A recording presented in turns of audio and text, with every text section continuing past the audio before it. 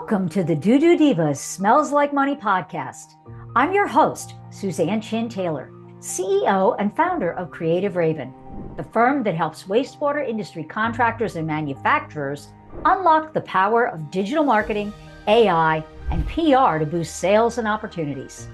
Whether it's through our online marketing and lead generation programs or providing a fully outsourced marketing department, we are passionate about helping businesses in the wastewater and civil infrastructure sectors not just survive, but thrive in today's digital world. Each episode, I'll be bringing you expert tips and strategies to help you grow and succeed. Let's dive in. Well, hello, everybody, and welcome to this week's episode of the Doo Doo Divas Smells Like Money podcast. Today, we are visiting with Ken Mika, who is the regional manager at Tetra Tech, and he has the distinction of being a PE, and I'm looking at my notes here, in 10 states. Wow. So welcome to the show, Ken. Thank you. Thank you. Happy to be here. Well, what we wanted to talk about today, which I thought was really interesting, and this is a piece of industry news that a lot of people may not be aware of, but Ken is a very active member of the ASCE, and they recently made a decision to do something, really out of the box. And I think it's quite innovative. And so I don't want to spoil it because I want you to be the one to unveil this big news and maybe tell us a little bit about the thinking behind why the organization decided to make such a big change. And so with that, the floor is yours, Ken. Thank you.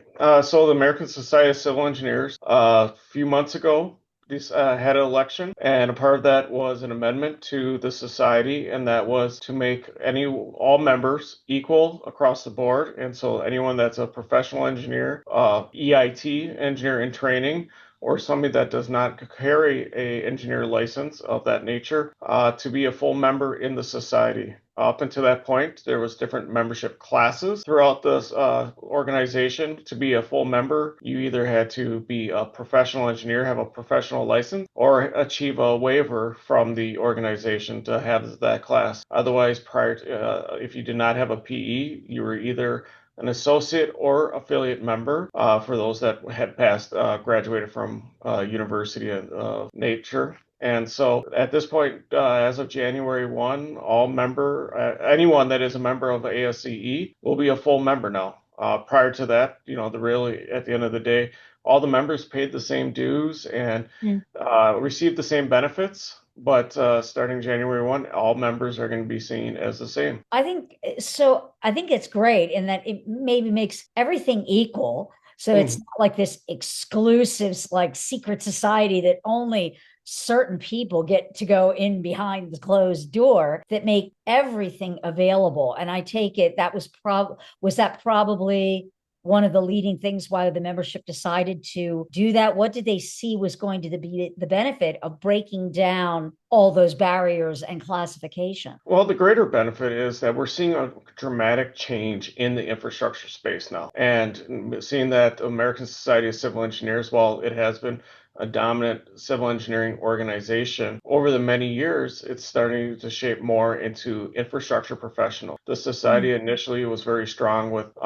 the surveyors, part of the organization, as well as architects early in its infancy. But then over time, the architects moved on and started up their own organization, and surveyors as well. But as we're seeing the dramatic change in technology and the advancement of technology, we're seeing more and more individuals that are of the greater infrastructure community supporting the needs and supporting the advancement of our infrastructure community. And so trying to make it more inclusive for those that are advancing it while they may not have a PE. There's many individuals that are in academia that don't have PEs, but they're contributing tremendously to our industry as a whole. In addition, as we become more of a global society, we're at this point right now, a quarter of our membership is from the international jurisdiction, which is basically outside of North America. And as of membership right now, we're about 165,000 members worldwide. So a quarter of that is already outside of North America, being United States, Canada, and Mexico. And that's one of our fastest growing demographic. So we're truly becoming a greater, not just the American society, but a greater world society advancing the infrastructure community. And in many developing countries, they don't have licensure as well. And so we're trying to work through and become, the exclusive infrastructure community. We have to open up and do more for those that don't have PEs because of either their technical background or because of their political background where they don't have license. Right. So, as a member, for those who aren't members or maybe who are, but haven't really recognized everything that they can receive as far as being a member, what are some of the key benefits that you feel are really important for people to know about and why they should want to become involved in this organization if they hadn't prior, or even if they are and just aren't taking full advantage now that basically the playing field has been leveled, so to speak? Absolutely. So one of the big things is the continuing education. Whether you are a PE that has continuing education requirements for your licensure or not, there's 10 free PDHs every single year to every individual. PDH being professional development hour. Yeah, I know certain areas of the country of the United States, we talk about them. Others, they have different terms. But to be at the forefront of the infrastructure community, we constantly have to be learning. We have to know what is changing in our industry. And that is one great aspect that is available when you start breaking it down and going to different conventions, different conferences. The cost of membership with the 10 free PDHs, it's next to nothing for the cost. And so it's an easy way to stay on top of what's going on in the industry. Second, our institutes are helping push the advancement of our technology of the infrastructure community. So depending on where you fall in the infrastructure community and the institutes that are going on, some are setting new standards that are being adopted both here in the United States as well as worldwide. Other groups are constantly putting out new journal articles as well to help the advancement and to keep the research going to further advance our technology. So really being a part of ASCE just is advancing our infrastructure community, and it's a great home to have it all in one location instead of being a part of multiple different groups. I know myself, my background is remediation, and the remediation community doesn't have we fall in some aspects with the geotechs, we fall in some aspects with water resource. There's many times in my career where I'd say I fall in both, plus the construction group. And the fact that I can participate in all three groups and not and only pay, the ASCE membership and not a membership to three different other societies is a wonderful thing. And then we can collaborate across group, open up those barriers that might have been in place with other organizations, and collaborate and come up with some new ideas to advance, our society, advance, for myself, for mediation. How do we do better at cleaning up? PFAS is a huge issue across the world right now. And I know the society has got a good forefront with it based on how it's set up to be a part of those discussions regarding PFAS. Yeah. And it's, when it comes to organization, you can join so many organizations, but there's only so many hours in the day. Correct. And you have to pick something where you can actually give it some time just to have the membership.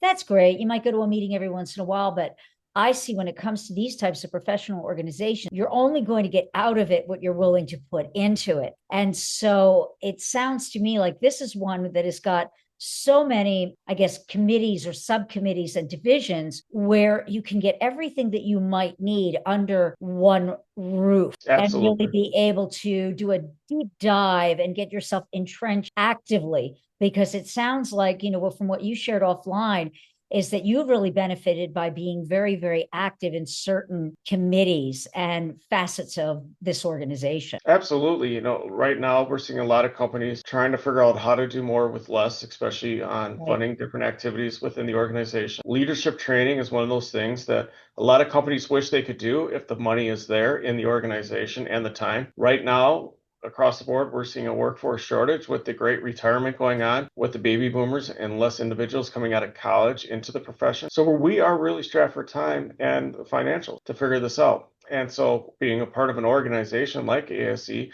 for me personally, it's benefited because it's given me leadership opportunities that I might not have readily had available to me in my organizations that I've worked for my day jobs. And so I've been able to hone my leadership skills, work myself through the organization, and ended up sitting on the board in the middle of my career, the board of direction that oversaw the 165,000 members in the 177 countries. So to me, that leadership opportunity and trying to lead a great organization like ASCE that's not something that easily comes for many people, whether it's in your actual work or in, volunteering.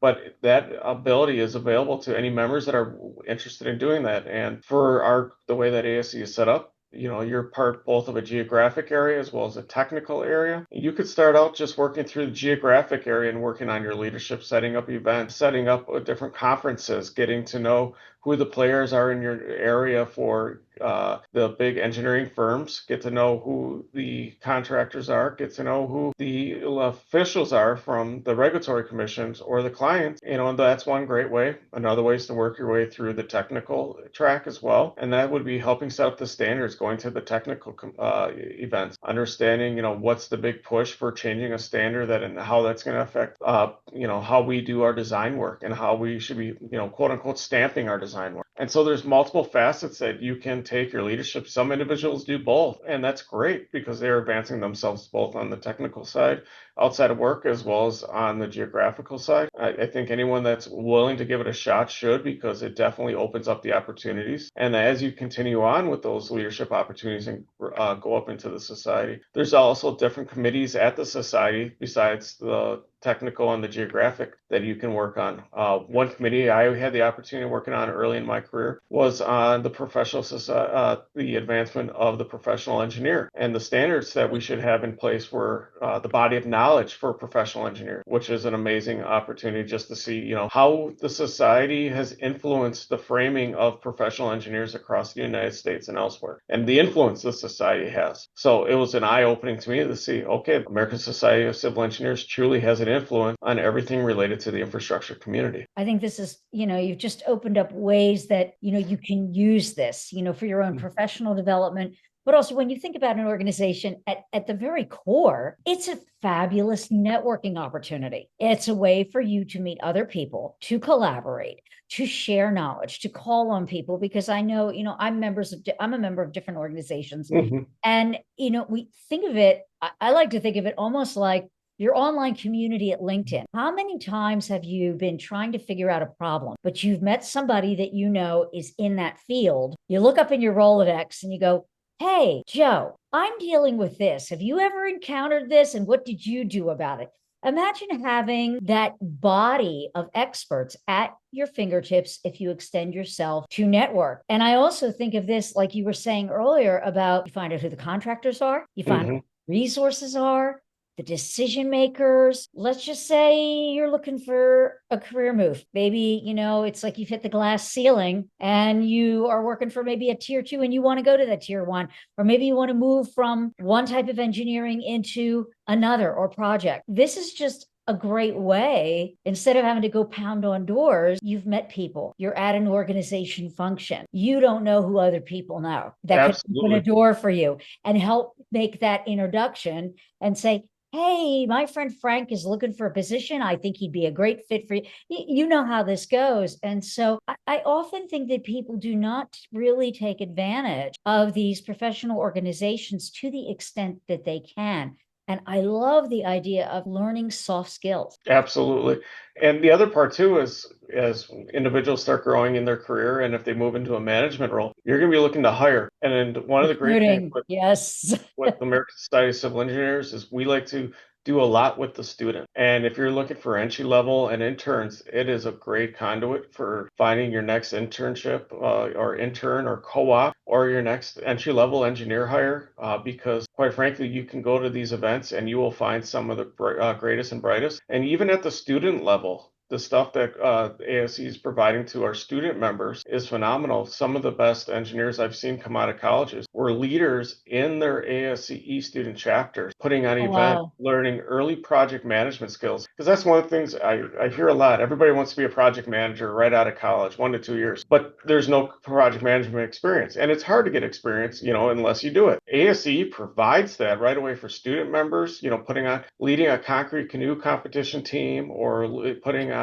a steel bridge team, or a concrete bowling ball event, or pick one of the wonderful student membership things that we have going on, or just being a leader in the student chapter. Those opportunities provide the soft skills, as you put it, the project management skills that are take time to develop. Not too many people right out of the bat are excellent project managers. It takes time, it takes, experience, just like it is with leading people as well. ASCE provides that experience pretty much for free, except for your volunteer time. And so literally there's a lot of people I feel that, if you really want to, break away in your career and start off quickly, start volunteering and find a leadership role in the society, because you will find them. They are there. If you don't, you can call me. I will find them for you. There's many leaders in the society that knows where those volunteer opportunities are to be a leader, to work on your skills, to help bring yourself up and move on, get you where you want to go in your career. Well, to round this out, I'd really like you to touch on, because you talked about it just briefly earlier, that the society is getting behind supporting technical innovation and advancement, and maybe just touch on, maybe the things that you're involved in.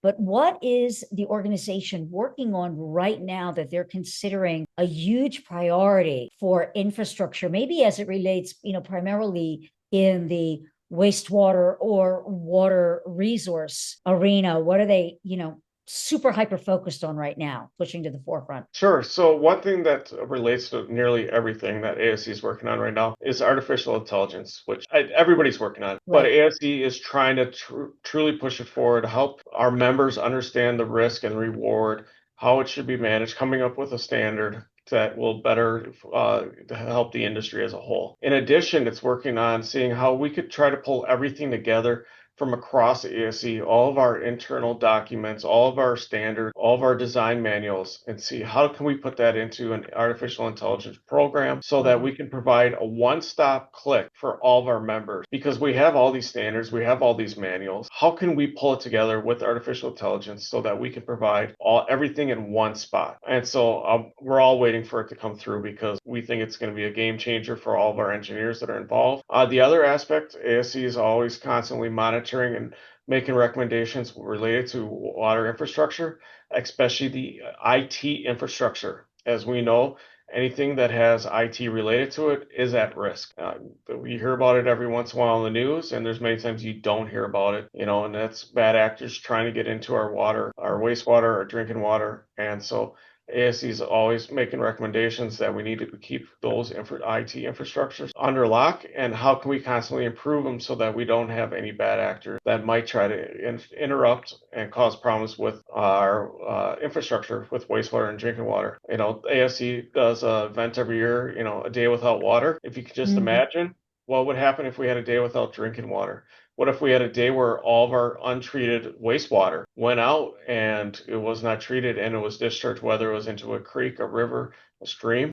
We haven't seen those types of conditions here in the United States, at least as far as I'm aware, for over 100 years. Other countries are still dealing with those situations, but it's not a good health and safety situation for many people in the United States. We wouldn't know how to react with that, because of, that's just not most people's background, is understanding, hey, this water is not good for us because it has not been treated. So ASCE is trying to help with that. And the other issue ASCE is constantly working with is the federal government and local governments. A lot of our wastewater infrastructure is well past its design age, and it needs to get fixed. It needs to get improved upon. It needs to be set up for the next 50 to 100 years. And the problem is there's not enough funding in many communities. And so how do we help our communities get the funding they need while also retrofitting their equipment so it can sustain the long term? Not just belts and suspenders that, fix it when it breaks, but how do we prevent the breaks from happening and make sure we're in a good solid footing for the next, 50 to 100 years. And so there's a lot of, we do the ASCE fly-in, where we go and talk to our elected officials that way. We always are sending out emails to our members to write your elected officials, especially when there's a hot topic that comes out. And then we support state initiatives to do state report cards and go meet with your state elected officials. I've done that twice in Wisconsin with the Wisconsin infrastructure report card. Other states are usually doing it every 4 years. And so that's another way to really get in front and explain to your elected officials. Many of them don't come from an infrastructure background, until you can take a situation back home and explain them, if we had proper infrastructure funding on this, we wouldn't have have this problem. The biggest one in the United States related to the lead pipe situation and what happened in Flint. Right. That was a hot topic that ASCE was heavily involved with and still talking about to this day. That, there's other communities that are facing similar concerns. So really trying to help our elected officials understand what has happened in the past, how do we move forward, and how the funding that goes into it affects it. Wow. Well, Ken, you've really opened my eyes. I knew that, the organization did a lot of things, but all these things that you brought to the fore, I had no idea they were involved. To the extent. This is really important for our industry to know. And so this kind of opens up a nice segue, because we're going to have a follow-up conversation. We're going to stay on the line on another episode and talk about innovation. Because as we move forward, the organization is really getting behind that we cannot continue to do things the way we all have always done them, just for the sheer fact of, well, that's the way we've always done it. That we know our workforce is aging out. We know that we need to find ways to make a career in this field exciting and attractive to young people. And one of those ways is through new technology, innovation, opening up opportunities and acceptance. That's the thing. You can have opportunities, but unless there's acceptance of the innovation, it kind of runs into a brick wall. Absolutely. So, we're going to be talking to that subject in more depth on our next episode. But really, thank you for coming on and sharing, just everything that the organization does. It's truly impressive. And I hope those that are in this field will give it serious consideration of becoming a member, getting involved, or if you are a member, take advantage of your membership. Use the benefits that it is providing you as a member. And so really, thank you for sharing all these insights with us. And for those who want to learn more, how can they get in touch with you, Ken? Because you mentioned get in touch with me if they need a resource. And where can they go to learn more information about the society itself? Yeah, so if you want to know more about the society itself, ASCE.org is one way to find it on the internet. Another way, if you want to reach out to myself, you can find me on LinkedIn. It's Ken Mika on LinkedIn. Otherwise, you can email me at ken.mika@tetratech.com. Usually I respond within 24 hours, depending on where I am, because as you mentioned, I have P's in 10 states, so I'm constantly traveling for my project or for ASCE and helping out with the various activities going on in ASCE as well. But happy to connect with anyone, tell them more about the organization, and put you in the right contact with the right people, whether it's other volunteers or even our staff. ASCE is a big organization, and we do have an excellent staff on hand that can help anyone out. Great. Well, thank you so much. And thank you, listeners, for tuning in. Hope you got something out of this. I know I did. And so until next time, keep it flowing. Thanks for tuning in to today's episode. If you're ready to take your marketing to the next level and start increasing sales and opportunities for your business, reach out to us at Creative Raven. We're here to help you thrive in the digital landscape. Visit creativeraven.com or click the link in the show notes below to schedule a call and learn how we can support your growth. If you enjoyed the insights on today's episode, be sure to hit subscribe so you'll never miss an update. Until next time, keep growing and keep it flowing.